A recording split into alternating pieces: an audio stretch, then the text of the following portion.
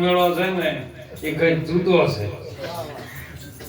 એટલે મહાપુરુષોએ સંતો આપણા ભારતના ઋષિ મુનિ એવી ખોજ કરી છે કે જીવનને જો ઉજ્જવળ બનાવવું હોય, આ પૃથ્વી ઉપર એક મહેમાન તરીકે આવેલું આ શરીર, અને એને જો જિંદગીની અંદર સારા કાર્યની અંદર જો આ શરીર કામમાં આવે, જ્યાં સુધી મોય પ્રાણ છે ત્યાં સુધી, તો આપણું જીવન ધન્ય બની જાય એવી વાત છે. નહીતર મળ્યા છું તો મળશું, માનવતાના સિયા મેળા એક ઘડી એવી આવી જાય અને આ દેહ ઘટમાં ન થાય કદી મેળા ભાવમાં ભેળું થાય એવું નથી. પણ આ તો મળ્યા છું તો જ મળશું, પૂર્વ જન્મની છે આ પ્રીત, આ ખાતામાં બીજા ન ચડે અનાદિની છે રીત. જેનું ખાતું છે ને ખાતું ખાતાનું કામ કરે. અને એટલે મહાપુરુષો આવા સંતો પ્રગટ જગાડે આપણને. કેમ? ઊંઘ્યું છે કોણ પેલું એ ગોતવું પડે, કારણ કે જગાડવાનું કને છે અને કોણ ઊંઘ્યું છે. જો આ વસ્તુ ન ચડે તો ઉધી આપણને વાતનો કોઈ જવાબ મળે એવો નથી સાહેબ.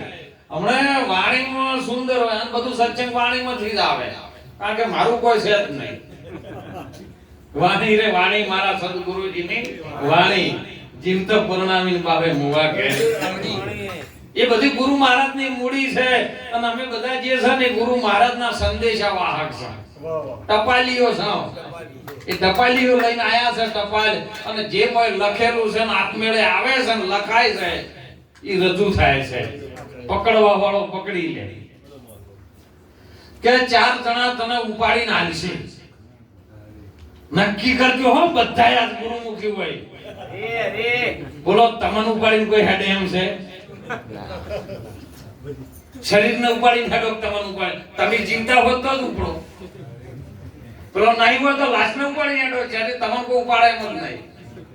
4 જણા કે તને ઉપાડીને હાલશે. બોલો આ વાત કેમ કેમ મેળ આવે એવો છે અમૃતભાઈ કહો હે?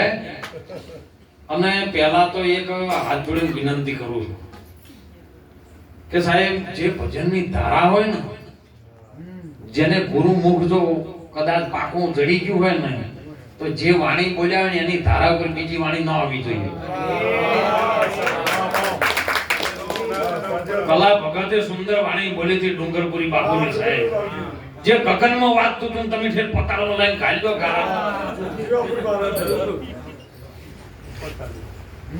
ઈ વાત મહાપુરુષોની છે ને એમાંથી કંઈક જાણવા મળે છે સાહેબ. નાચે બજાય ગાય કૂદે કોઈ નહીં મળે. અને એટલે મહાપુરુષો આપણા ભારતના પ્રગટ સંતો જગાડે. કબીર સાહેબે કીધું, કબીર કે તું હસના છોડ દે અને રખ ले रोने से प्रीत, एक दिन सब फना हो जाएगा. ये अनंत की है રીત. શના માટે દોડા દોડી છે ઈ તો પેલા જોવો, કેટલે જાવું છે ઈ તો નક્કી કરો. હે એડ્રેસ હજી પાકું જડ્યું નહીં ને આપણે દોડ દોડ કરે છે. અને દોડમાંથી જો મુક્ત થવું હોય તો કોઈ સાચા સદગુરુનું શરણ સ્વીકારો થાય. કારણ કે આ પૃથ્વી પર નો આયેલો જીવ કોઈ દિવસ સદગુરુ સિવાય તર્યો નથી અને તરવાનો પણ નથી. જે અયોધ્યાની અંદર ભગવાન રામચંદ્ર આયા, પણ એ સાચો રામ નહીં, કારણ કે એ દશરથનો બેટો છે. અને કબીર સાહેબ એની અંદર ખૂબ વર્ણન કર્યું, સાહેબ તો સબકા બાપ है, बेटा किसी का नहीं, जो बेटा होकर जन्म ले वो साहेब नहीं. તો એ સાહેબ કોણ છે? સાહેબના 3 અક્ષરથી નામ કેમ પડ્યું સાહેબ? સા કહેતા સત્યલોક, બ કહેતા બીજલોક, અને વચ્ચે હે છે ને ઈ મહાપુરુષે કીધું હેલી મારી. આ હેલી જો કબીર સાહેબ ની સમજાઈ જાય ને તો આપણને વાત જડી જાય એવી તરત. વચ્ચેનો શબ્દ હે છે, પેલો સા છે અને છેલ્લે બ છે અને વચ્ચે હે છે.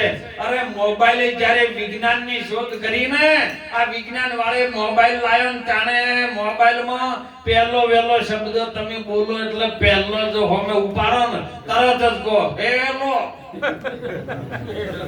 બીજો કોઈ નહીં. એ લ્યો એ લેવા જેવો છે. અને ઈ વચલી ધારાનો છે.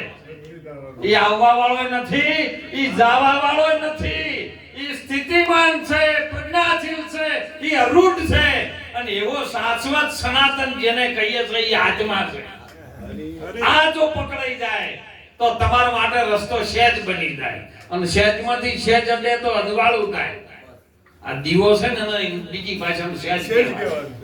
સહેજ પણ ઈ સહેજ બીજા સહેજને અડે ને પેલામાંથી ઓછું ના થાય, પેલામાં અજવાળું થાય. આવું આપણું જીવન ગુરુ મહારાજની બ્રહ્મ અગ્નિ હોમે આ જીવાત્મા કદાચ હાથ જોડી અને વિનંતી કરીને જો શરણમાં આવી જાય ને તો એનામાં અજવાળું ઘટે એવું જ નથી.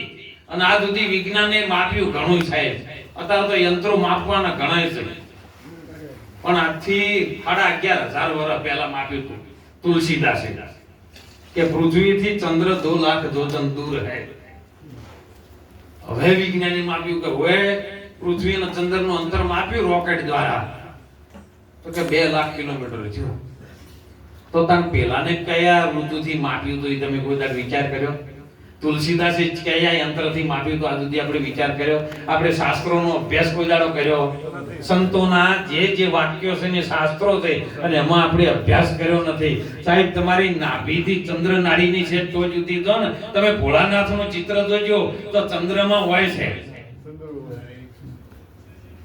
એક શ્વાસ સ્વાધો અને એવું કરતા કદાચ 2 લાખ શ્વાસ સ્વાધી લ્યો ને અને ઈ સુરતા જો કદાચ ચંદ્ર સુધી પહોંચી જાય તો 2 લાખ કિલોમીટર થાય. એ તુલસીદાસે માપી લીધું.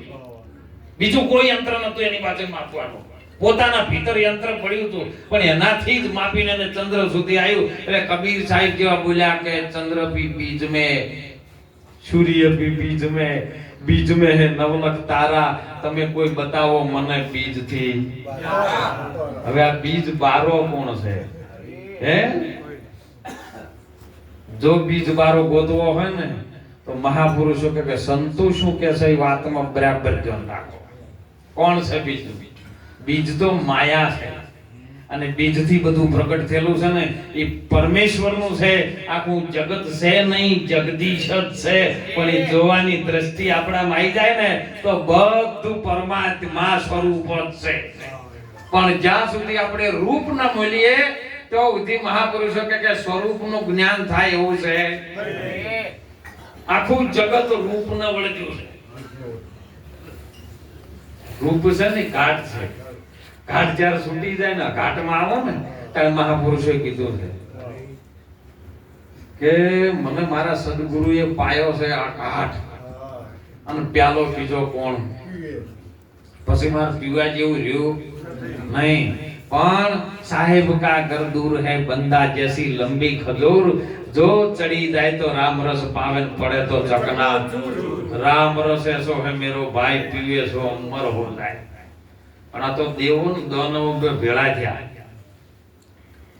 એટલે બધા લડાવા માંડ્યા અને દેવોએ પ્રાર્થના કરી અને દાનવોએ ફરિયાદ કરી. એટલે ફરિયાદ જો આલી બ્રહ્માના લોકોમાં, કારણ કે તમે બધી કે ઉત્પત્તિ કરાવો છો, અમે તમારા છો ના દેવોય તમારા જ છે, ઉત્પત્તિના દાતા તમે, તો અમને જેમ તમે આવું રાજપાટ ના ભોગવવા દો અને દેવોને એ લાડવા મળે ને હારું ખાવા મળે ને અમને તો રોજ ઝઘડા. એટલે બ્રહ્માજી કે આ સમાધાન કરવું હોય મારું બધું ઝઘડ્યા જેવો મેળાવે નહીં, સંતોષન ચૂકતી કરે. એટલે કે તને એમ કરો કાલે તમે આવી જાઓ બપોરે ટાઈમે આપણે બધું જમણવારના બધું રાખ્યું છે, બધા બ્રહ્માના લોકમાં આવી જાઓ, દેવો દોનો બધા ભેળા થો. એટલે દેવો દોનો બધા ભેળા થયા. અસલમ 32 પાસના ભોજન થાળીઓ ચોદીની હોનાની આવી ગઈ. બધાને દેવોને કીધું કે તમારે પેલું જમવું છે. દાનવો કે ના, બધી જગ્યાએ કે દેવ જમે એમ ચાલતું છે, આ વખત તો કે અમે જમો. બ્રહ્માજી કીધું તમે જમવા બેહો ભાઈ. દેવોને કે તમે શાંતિ રાખીને બેસજો. દેવો શાંતિ રાખીને બેઠા અને દાનવો જમવા બેઠા. થાળીમાં બધું પીરસાઈ ગયું. હરિહર કરવાનું કેમ છો કે જમીએ. બ્રહ્માજી કે ઉભારો ભાઈ, આપણા લોકમાં એક નિયમ છે બ્રહ્મા લોકમાં કે શું અમારી હોય કણી એવી એક પ્રથા ચાલે છે અને પ્રથાને લઈને જ તમારે જમવાનું.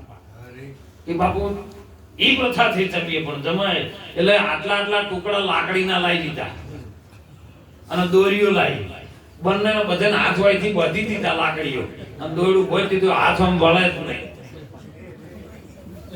બધા જમવા બેઠા એટલે ભાઈ હાથ આમ વળે ખરો લાકડી કોઈ બધી દીધી એટલે આયા કોઈ વિચાર્યા વગર બીજાને ઠાપકાવે હવે લાડવા તો ઠીક છે પણ ડાળીઓ તો મોઢા ઉપર એટલે એક બીજાના ઉપર રેડવાનું ચાલુ કરીને હોય ને સડ્યો ક્રોધ ધડમ ધડા ઉડાડી પેલા કે હવે મારું બુડવા તો ભૂખે મરી ગયા છે શાંતિથી બેઠા કરી વાર પછી બ્રહ્માજી તરફ તમારે જમવાનું પટી ગયું હવે આરે એમ કે અમારે નહીં પટ્યું તો સારું સારું ઝઘડવાનું વાળો આવે કે ના હવે પટી ગયું હવે તમે દેવોને બેહાવો એ લાકડી એથી છોડીને દેવોને બેહાડ્યા દેવોને એનું એ જ પીરશું એ પેલા બોલ્યા કે વારો અમારા નિયમ હતો કે દેવોને આર્યો નિયમ હોવો જોઈએ કે હા ભાઈ બધાનો નિયમ એક જ છે એને દેવોને લાકડીઓ બંધી દીધી પણ દેવો છે ને બેઠા ગુરુ મહારાજને યાદ કર્યા કે વારો ભાઈ આપણે લાઈનમાં નહીં બેવું આપણે એકબીજા હોમાં બેસી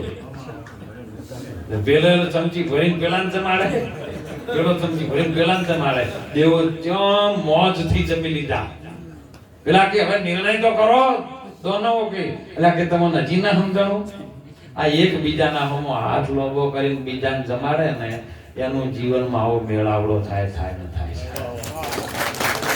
દેવોની ગતિ આજી છે અને એટલે મહાપુરુષો જાગૃત કરી રહ્યા છે આપણા ભારતના સંતો